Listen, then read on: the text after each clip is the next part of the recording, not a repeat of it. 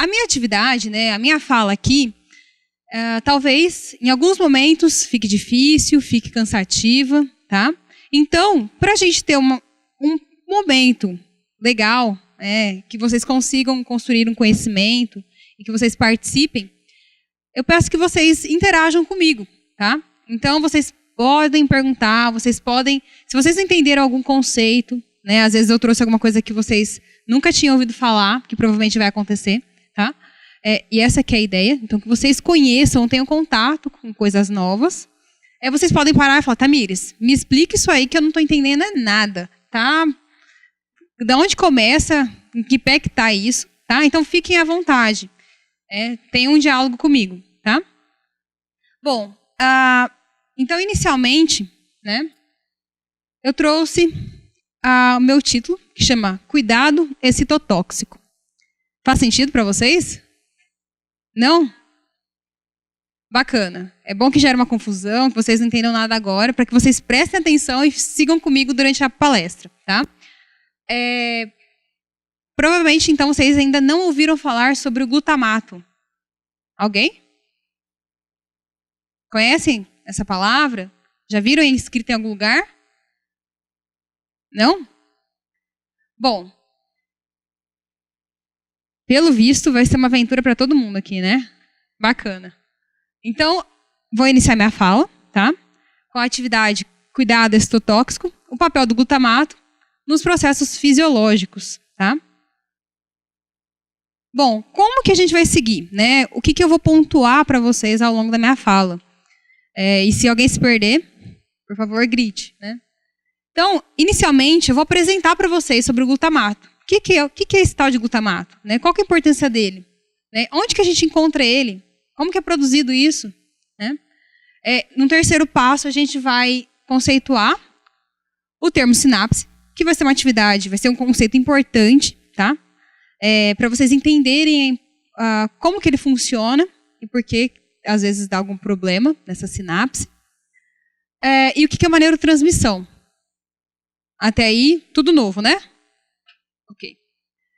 E aí a gente vai aprofundar um pouquinho mais. O que é neurotransmissão glutamatérgica? Né? Eu acho interessante o pessoal ir anotando mesmo, colocando os conceitos, mesmo que não consigam entender profundamente, né, os conceitos, mas depois a gente pode tirar dúvida e vocês podem me perguntar novamente. Tá?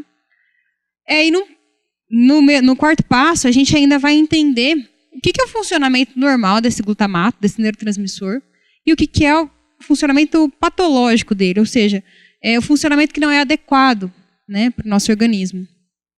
E por último, a gente vai conhecer um pouquinho das patologias nas quais a gente encontra alterações desse neurotransmissor, né, ou na neurotransmissão glutamatérgica, se podemos falar. E por último, um conceito que é bem associado ao glutamato, que é a excitotoxicidade. Tá?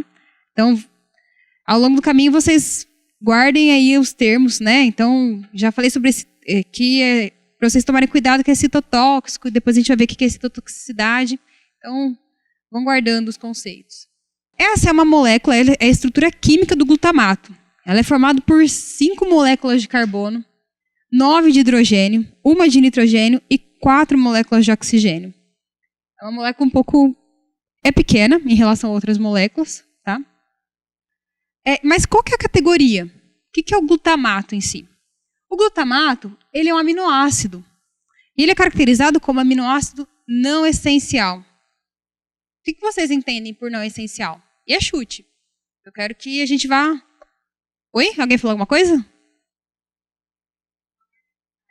Que não é necessário. Muito bom. Quem mais pode complementar essa resposta?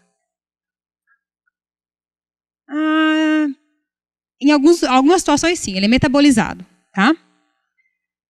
Mas já falaram que não é essencial, que não é necessário. E por que vocês acham que ele não é necessário? Se eu trago um tema desse, eu acredito que ele tem uma relevância muito grande para a nossa fisiologia, né? Para a fisiologia do corpo humano. Ou seja, para as atividades para metabolizar, para sintetizar proteína, enfim. Bom, o aminoácido não essencial, ou chamado de natural, é um aminoácido que a gente não precisa correr atrás. A gente não precisa conseguir fora do organismo. Nós produzimos esse aminoácido. Então, é justamente essa a resposta. Então, quem deu que não é necessário, acertou. Porém, né, depois a gente vai ver lá na frente algumas diferenças entre o aminoácido, o ácido glutâmico, né, que ele também pode ser chamado de ácido glutâmico, que a gente consome, e a diferença do aminoácido glutamato que nós produzimos lá no cérebro, no sistema nervoso central. Tá? Bom, mas Tamires, onde que a gente pode conseguir ele? Já que ele não é essencial, já que nós produzimos, por que que ele é tão importante e por que que a gente consegue ele através da alimentação? E aí eu coloquei alguns ingredientes ricos em glutamato. Tá? Então, leguminosas, é rico em ácido glutâmico, carne vermelha, peixe, ovo, né? E o leite materno, né? A gente tem glutamato no leite materno, ácido glutâmico. Vocês acham que ele é importante? Estou conseguindo... Primeiro slide, hein, gente? Estou conseguindo mostrar para vocês que ele é essencial, né, na verdade. Bom, e aí quando a gente consome ele através da alimentação, o nosso intestino, né, especificamente o intestino delgado, metaboliza ele rapidamente. Então é um aminoácido que é rapidamente metabolizado. Como a gente tem uma diferença do ácido glutâmico que nós ingerimos para o ácido glutâmico que nós produzimos, é importante salientar por que que glutamato tem que ser consumido, né? Na verdade, por que que nós temos que ter glutamato em nosso organismo. Então, para que serve esse tal de glutamato, né? Esse aminoácido não essencial ou natural? Nós liberamos os músculos do nosso organismo liberam em torno de 80 gramas de glutamato, ou ácido glutâmico, para a circulação sanguínea, tá? Para atender essas necessidades metabólicas. Então, para a gente conseguir fazer a quebra de algum ácido graxo, né? A gente usa o glutamato para eliminar, fazer uma limpeza da amônia que está em excesso no nosso organismo. Né? A amônia é tóxica, gera ureia.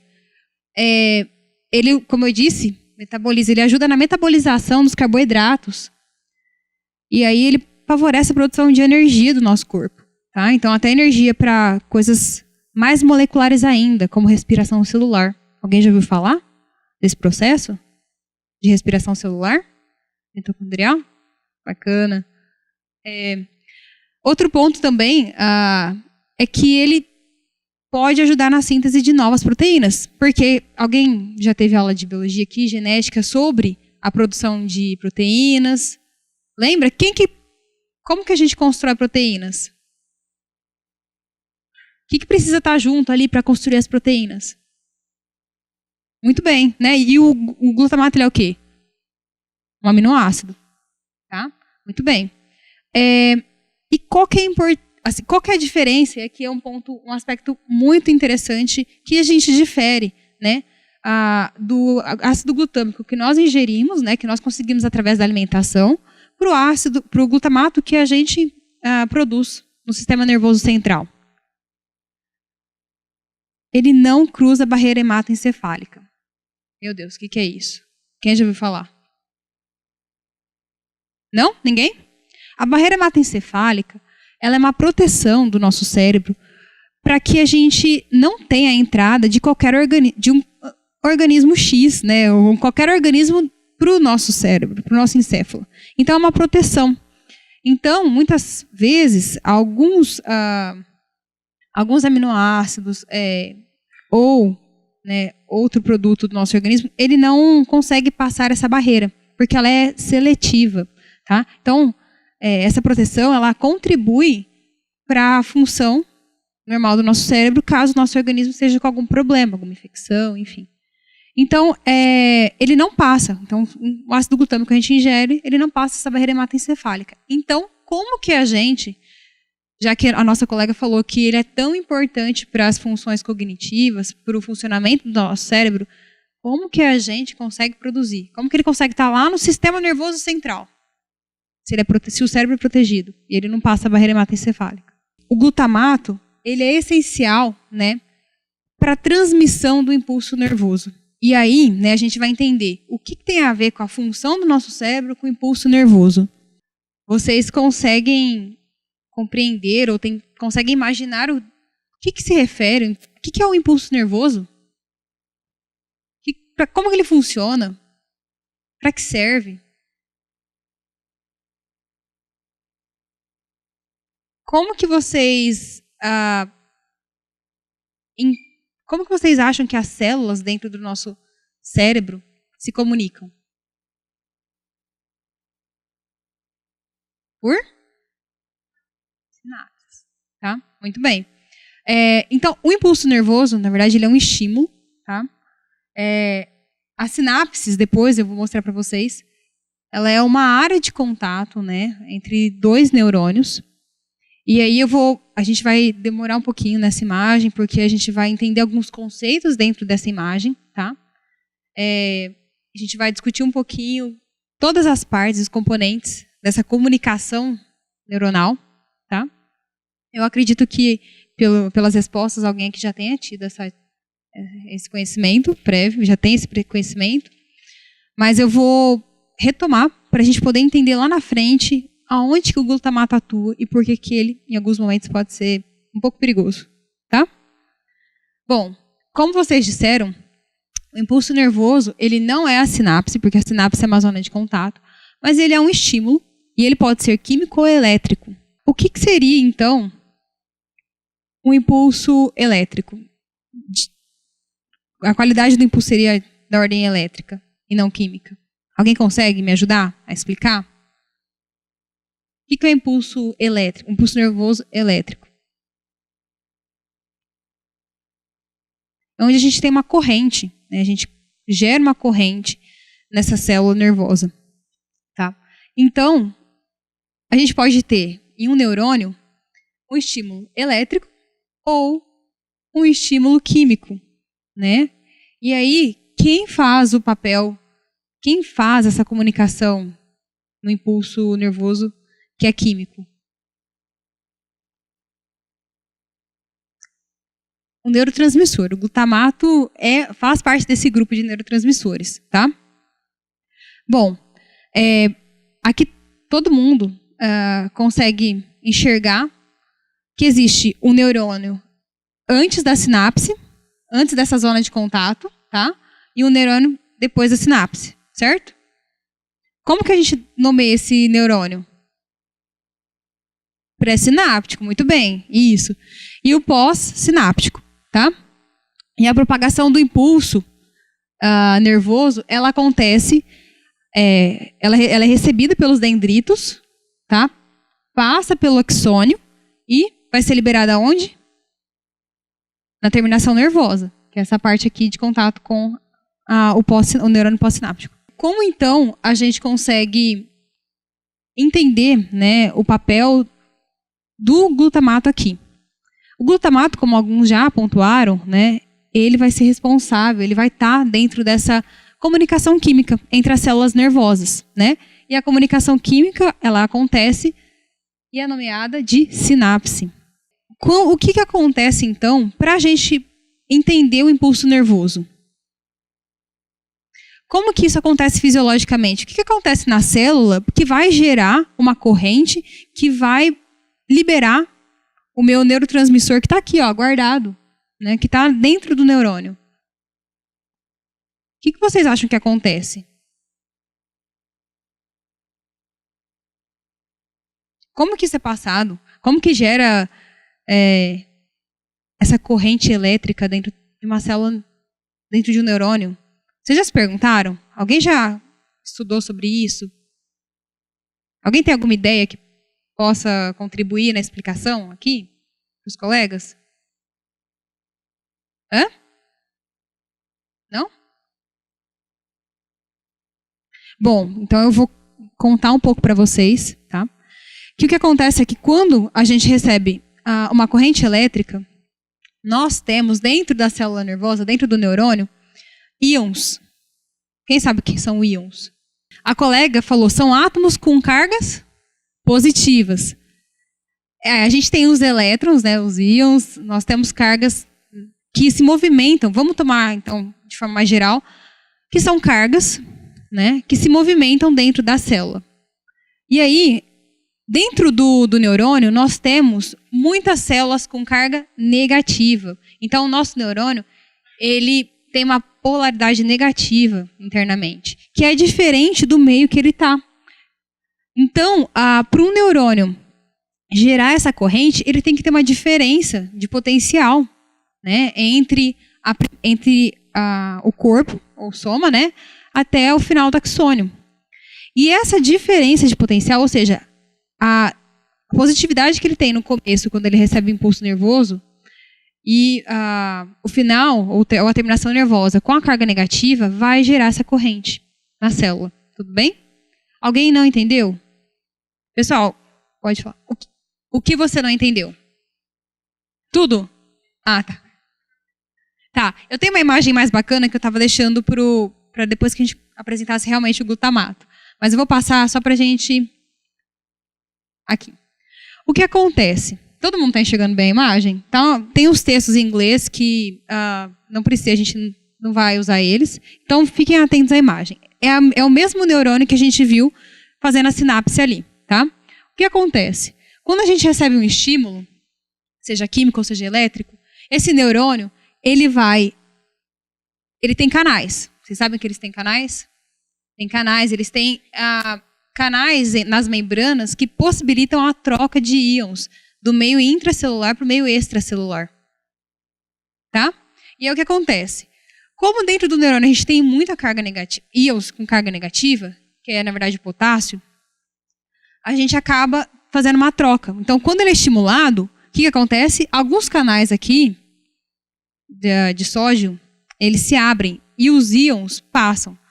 Então, íons de potássio saem e os íons de sódio entram dentro da célula. E isso faz com que a célula fique com a carga positiva e fique despolarizado. A despolarização dessa membrana faz com que surja uma corrente aí elétrica, né? E que o impulso continue passando. Aqui vocês conseguem ver essas cargas menores? É a mudança da quantidade de íons positivos, da carga negativa, que tem dentro da célula. Gente, tá ficando claro? Vai me perguntando. Se vocês não estiverem entendendo, a gente explica de novo, porque é muito legal entender isso. E é difícil, não é fácil. Eu trouxe para a gente realmente conhecer um pouco desse funcionamento. A gente tem que saber que tem carga, que tem potássio dentro da célula e fora a gente tem sódio. Essa troca de carga vai gerar uma diferença, porque vai ter muita carga positiva, muito sódio entrando, tá? E isso vai mudar a polaridade da célula. E isso vai permitir que esse potencial, essa despolarização percorra o axônio e vai gerando, então, uma parte do axônio, ela vai ficar despolarizada, enquanto a outra está voltando a se polarizar. Então, está voltando, o potássio que tinha saído está voltando, o sódio que entrou está saindo. Então, é uma dinâmica a célula. E isso. Por quê? A todo momento, você está mandando informação. O seu organismo funciona a todo momento. As sinapses não param, tá? Como a gente vai ver lá na frente, pode ter sinapse que tem algumas alterações. E aí pode ser que a gente tenha mais neurotransmissor e menos neurotransmissor, tá? Mas por que eu quero falar isso com vocês? Por que eu quero que vocês entendam um pouquinho dessa dinâmica celular dos neurônios? Porque essa despolarização da membrana faz com que o impulso continue percorrendo as células e possibilita a comunicação entre essas células, tá? Com isso, a gente consegue liberar os neurotransmissores, tá? São os neurotransmissores que vão passar a mensagem de uma célula para outra. Então, eles transmitem uma informação. E aí, o tipo da informação que eles transmitirem vai ser de acordo com a característica desse neurotransmissor. Ficou claro? É como uma carta. Só que dependendo do conteúdo da carta, então o que está escrito lá na carta, a gente vai fazer uma coisa e não outra. Conseguiram entender minimamente que existe uma troca do meio interno para o meio externo da célula. Isso gera uma corrente. E isso faz com que o impulso nervoso continue se propagando ao longo do axônio até chegar nas terminações nervosas, tá? E aí eu vou voltar ao slide anterior. Agora a gente entendeu um mecanismo de forma geral. Como que a gente entende o papel do glutamato? ou as atividades do glutamato no sistema nervoso central. Ele é somente um aminoácido? Bom, até o momento vocês devem estar entendendo que ele deve ser muito importante. Por eu estar falando de um neurotransmissor, né, vocês viram que acontece isso de forma recorrente, né, que tem mensageiros diversos, mas por que o glutamato? Porque, primeiro, ele não é só um aminoácido. Ele é o principal aminoácido do sistema nervoso central. E o mais abundante também. Tá? Se a gente pensasse no cérebro como um todo, nós teríamos o glutamato como 90% sendo mensageiro desse encéfalo. Então, ele é responsável por muita coisa, mas muita mesmo. Tá? Então, ele não é só um aminoácido, ele é um neurotransmissor excitatório. E é o que é mais importante para a função encefálica, ou seja, para várias funções do nosso encéfalo. Tá? Mas, Tamires, espera aí. O que é neurotransmissor excitatório? Neurotransmissor a gente já sabe, certo? O que é neurotransmissor, então?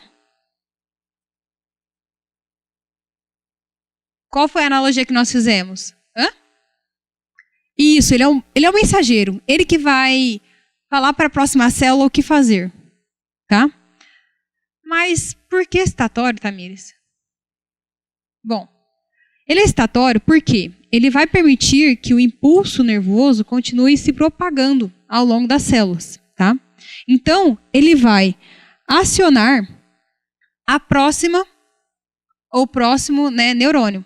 Como, Tamires?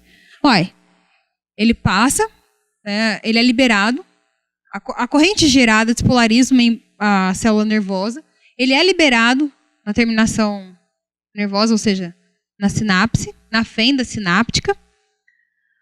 E isso possibilita o quê? A entrada de quem? De sódio. Lembra? Uma carga positiva. Tá? E aí, o impulso continua se propagando. Nós temos o neurotransmissor, que também é muito importante, tá? Mas ele existe em uma pequena proporção no encéfalo. Só que ele mesmo assim, ele é muito importante. Ele chama GABA, ou ácido aminobutírico. Mas isso é um outro momento, assim, a gente pode estar conversando sobre ele. Então, se vocês encontrarem esse termo por aí, vocês saibam que ele é um neurotransmissor inibitório. Tá? E ele sempre está envolvido com o glutamato. Tá?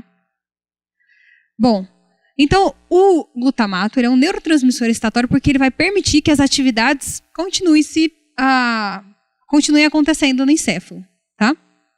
Bom, só para a gente ter uma noção do quanto ele é importante. Quase todos os neurônios excitatórios do sistema nervoso central, ou seja, todos aqueles neurônios que aumentam a atividade encefálica, eles são glutamatérgicos, ou seja, eles liberam glutamato. Só para a gente entender um pouco aqui, vocês já ouviram falar sobre outros neurotransmissores? Ou seja, outros mensageiros do sistema nervoso? Isso, a dopamina é um neurotransmissor muito importante. Acetilcolina. Quem já ouviu falar da acetilcolina? Então, nós temos outros neurotransmissores que também são importantes para várias outras funções. Só que o glutamato ele é majoritariamente importante para várias funções. Assim, não é só uma. Né? Como a gente viu, a proporção é de... Se a gente pensasse no cérebro, 90% seria glutamatérgico. E aí, mais da metade do encéfalo mais da metade das estruturas, né, libera esse neurotransmissor. Então, ele é muito importante. Né? E aí a gente já falou, né? O que é neurotransmissor? Né? É aquele que vai permitir a propagação da informação. Né? E aqui a gente conseguiu ilustrar. Então, o glutamato ele está sendo produzido aqui, passa pelo axônio, e quando a célula é despolarizada, ele é liberado na terminação nervosa, que vai estar em contato com o neurônio pós-sináptico, tá? Que está depois da sinapse. Mas vocês podem me perguntar. A gente começou a nossa discussão falando sobre o glutamato que a gente consegue através da alimentação, né? O ácido glutâmico que a gente consegue através da carne, do ovo, do leite materno. Mas como a gente consegue produzir isso? Vocês estão vendo uma imagem aí. Alguém... Você está falando, meu Deus, que coisa cabulosa é essa? Só para a gente entender. Eu sei que talvez não seja tão familiar uma imagem dessa com tantas informações, né? E pensar que isso é algo microscópico, né? Como que a gente pode entender essa imagem? Alguém quer me ajudar a explicar? Alguém quer... Ó, não estou entendendo nada. Explica desde da membrana aqui do neurônio. Vocês conseguem identificar que são 2 neurônios? Cadê o pré-sináptico e o pós-sináptico? Que cor que é o pré? Então, o pós é o roxo. Mas quem que é esse verde aí? Hã? Muito bem. É o astrócito, que é uma célula da glia, né?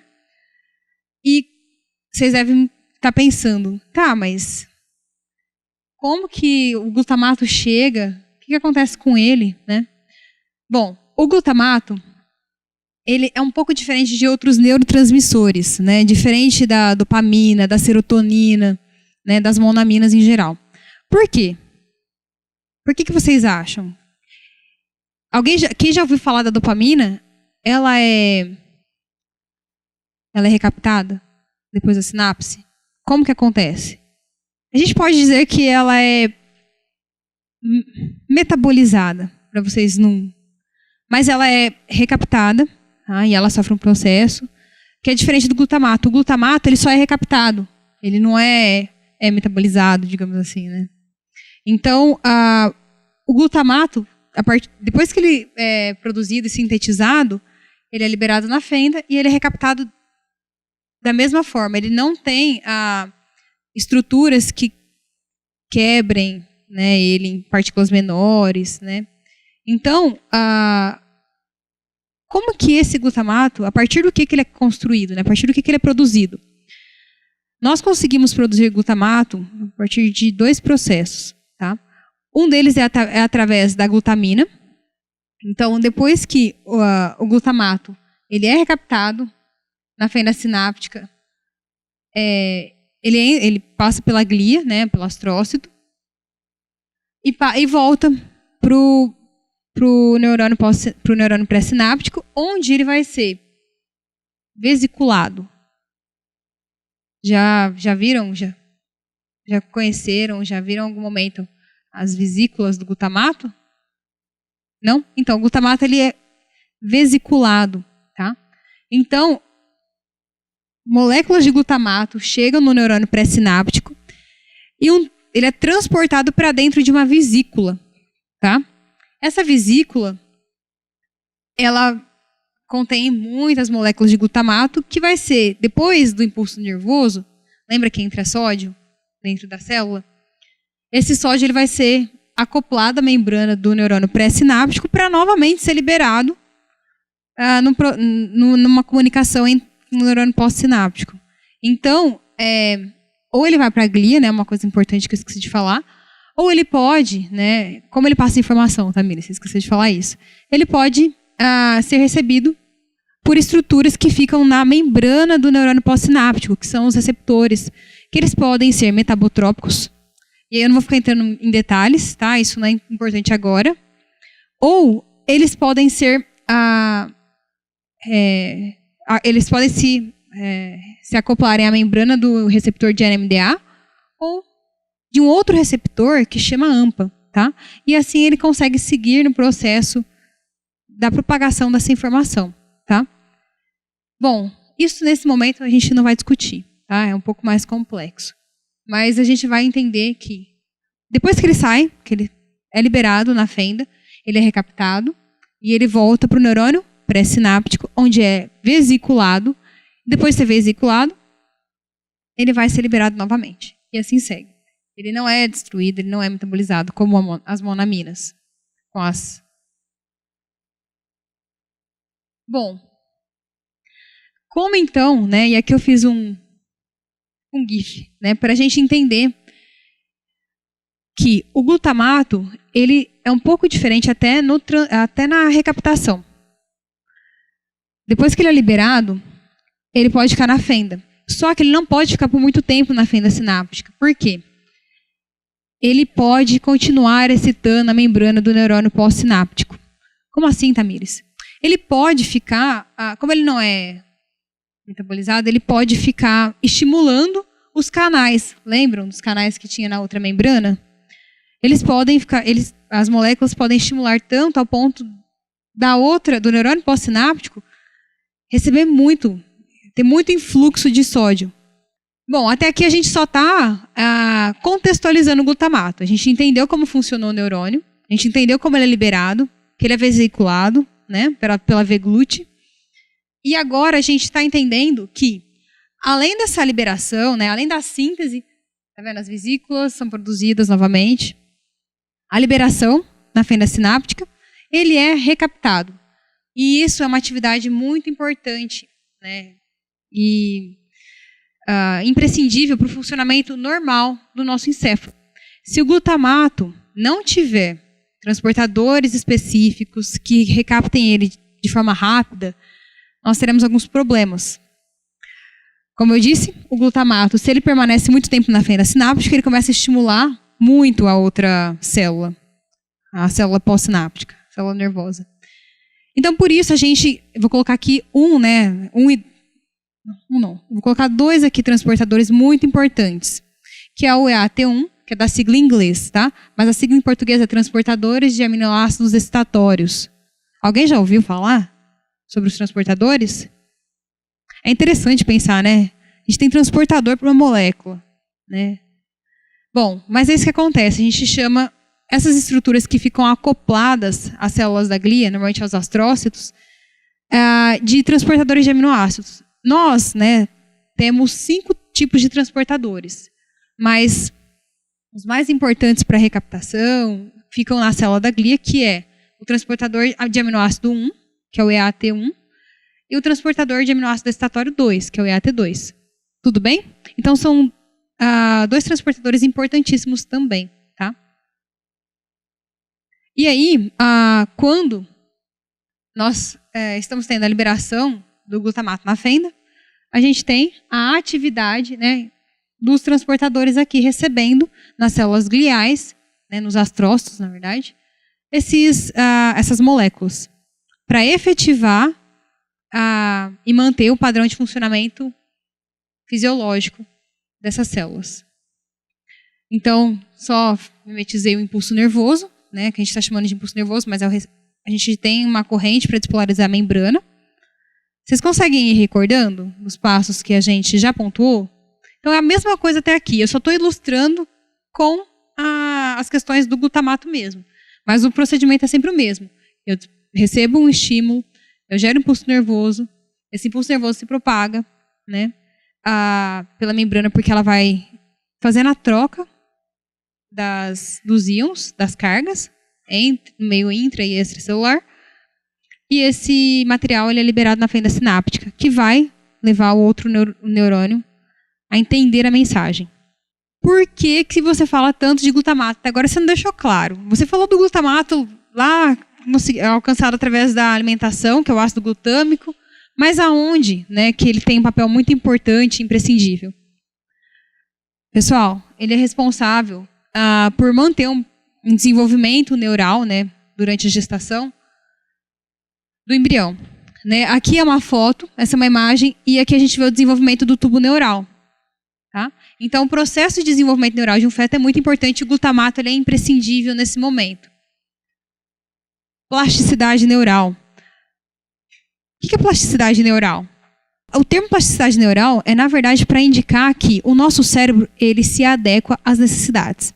Então, por exemplo, se nós estamos tendo uma estimulação em determinada estrutura, essa estrutura ela vai se adaptar ao estímulo. E pode ser para melhor ou para pior. Tá? Então, o cérebro, na verdade, ele é plástico. É isso que quer dizer, que ele pode se moldar a algumas necessidades fisiológicas. Tá? De forma bem simples. É isso. Ele se modifica para conseguir dar conta do que está acontecendo com ele. Quando a gente está tratando, por exemplo, de um paciente epiléptico, nós temos uma hipersincronia, nós temos uma hiperestimulação, digamos assim, para vocês entenderem, que uma região chamada hipocampo vai receber. Então, a gente tem muito glutamato nessa região, tá? E ela está superexcitável e ela tem crise frequente. Então, as crises são frequentes por conta dessas condições patológicas, tanto do glutamato quanto das estruturas.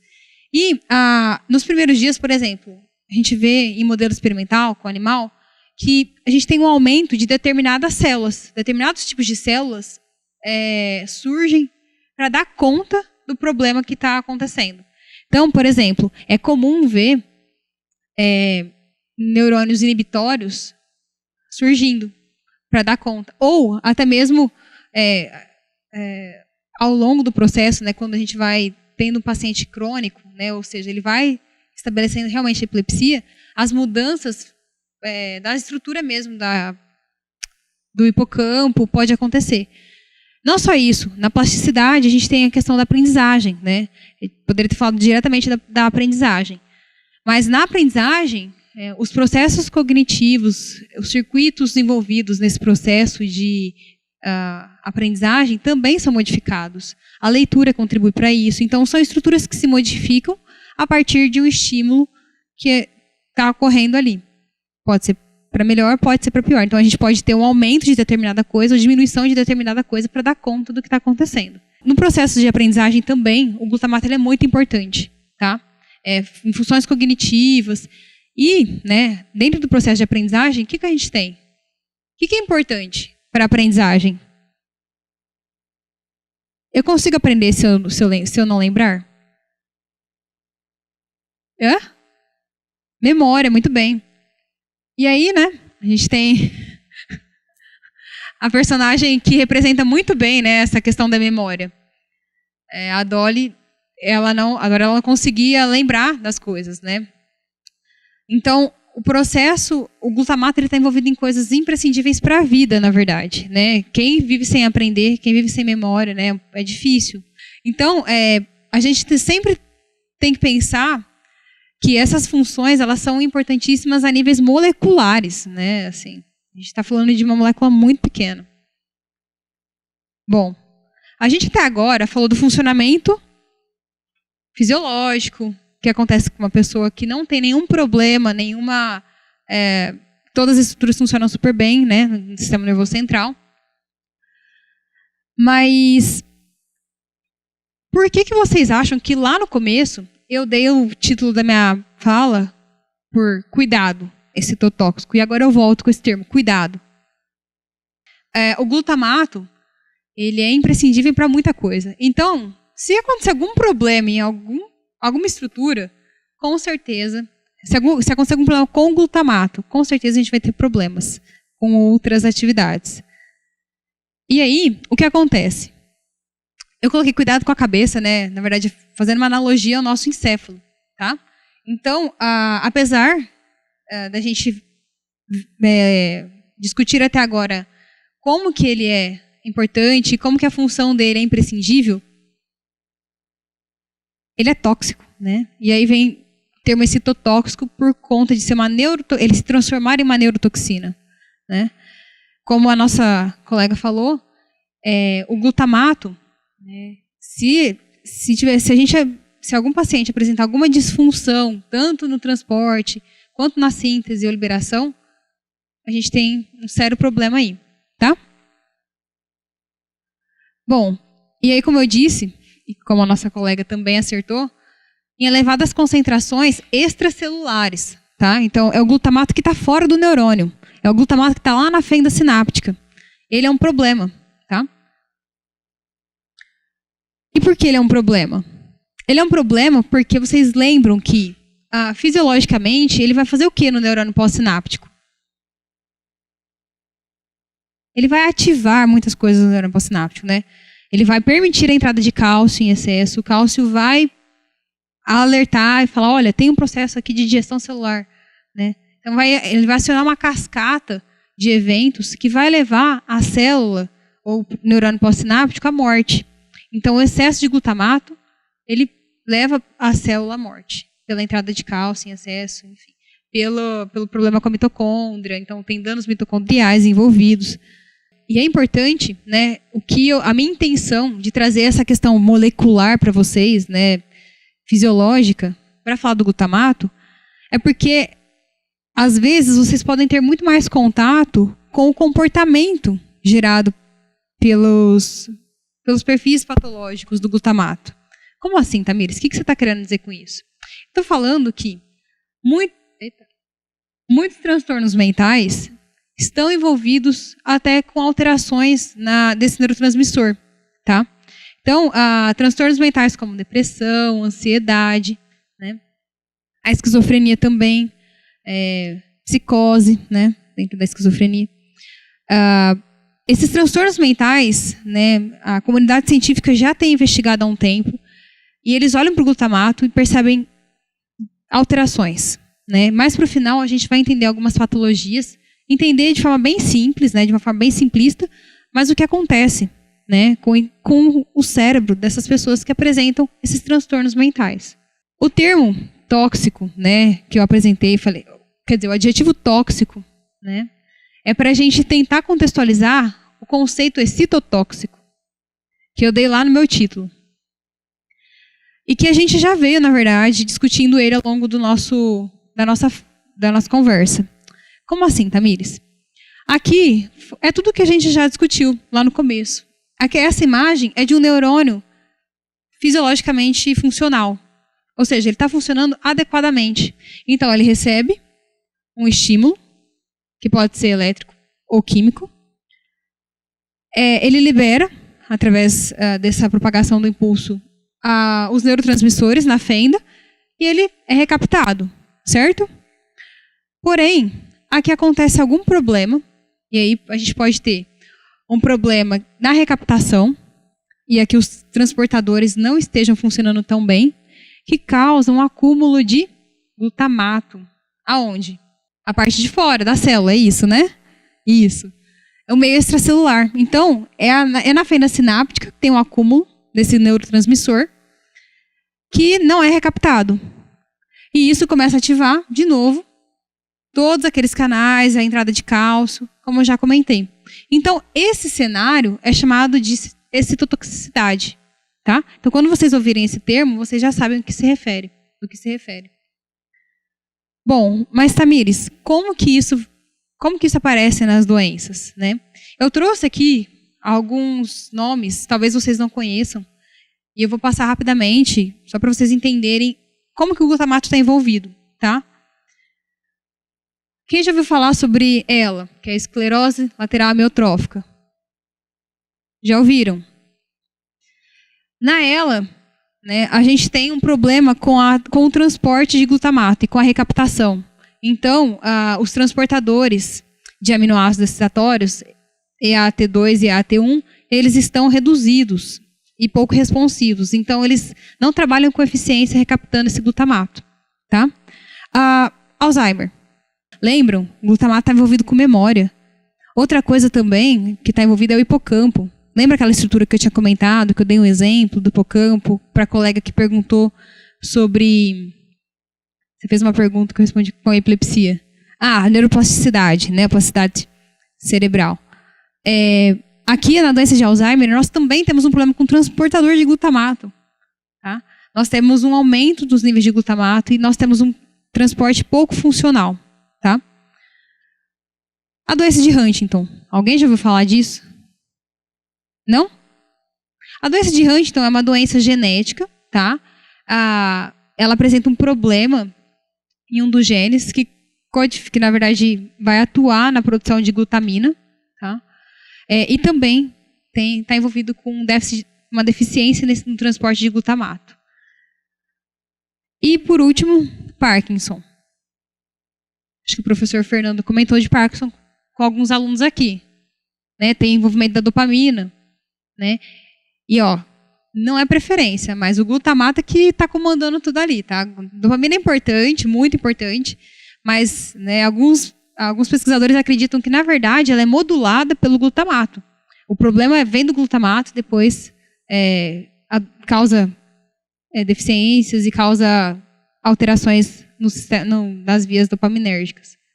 Na verdade, o glutamato, as vias glutamatérgicas estão envolvidas com as vias dopaminérgicas. Então, tem a via mesolímbica.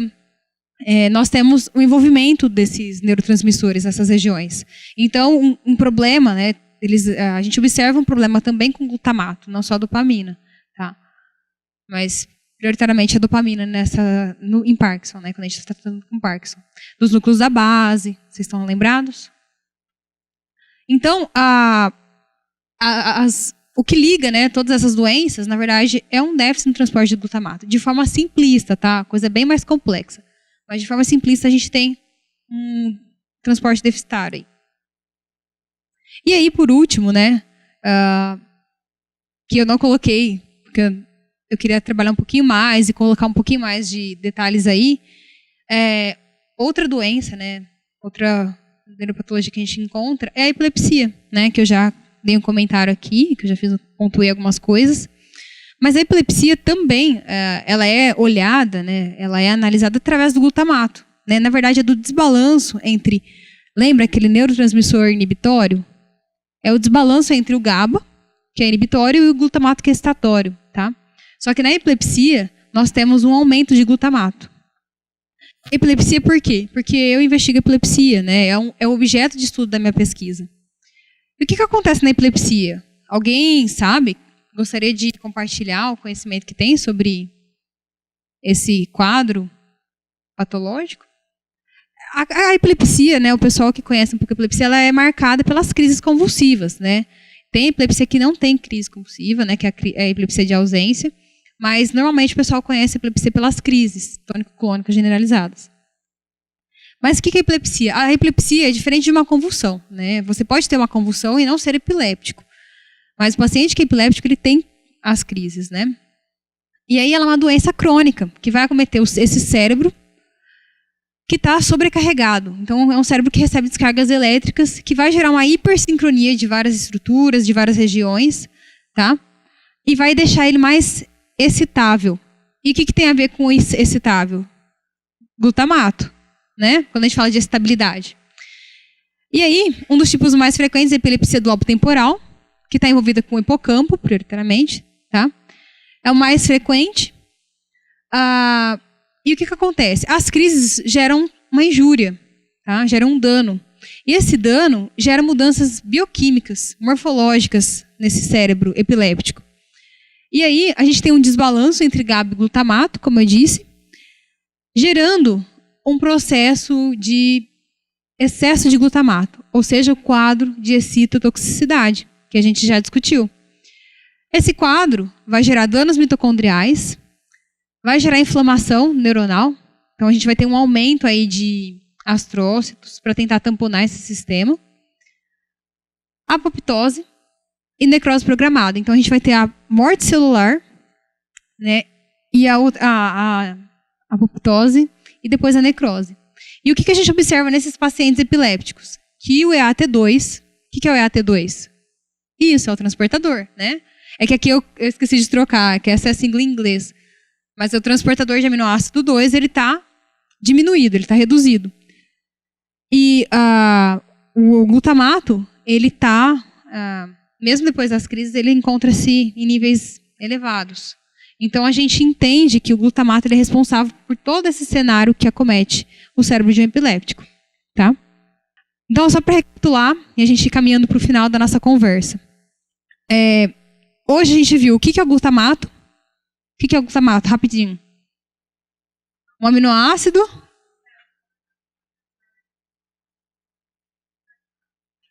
E ele tem mais um adjetivo aí. Não natural, Mas ele é um neurotransmissor excitatório.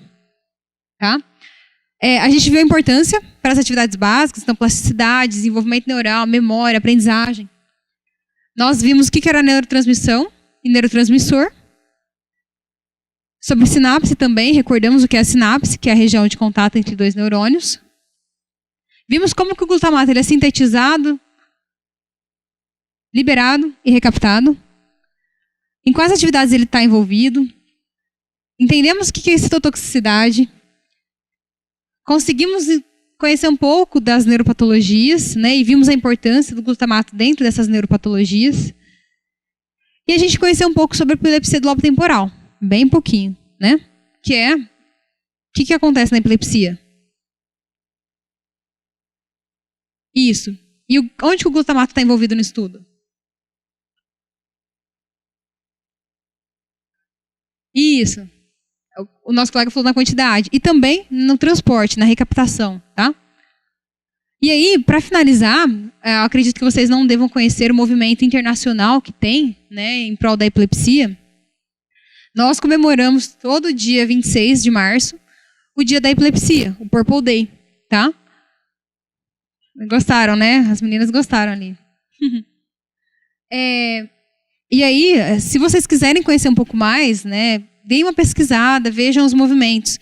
Então, todo dia 26 de maio a gente comemora um dia para a gente lutar pela epilepsia, né, buscar conhecer mais coisas sobre epilepsia e ajudar os pacientes que têm essa doença, tá? Bom, era isso que eu queria passar. Eu espero que não tenha ficado muito confuso para vocês. Vocês gostaram? Vocês não gostaram? Espero que faça parte do conhecimento de vocês agora. E obrigada pela atenção e pela interação.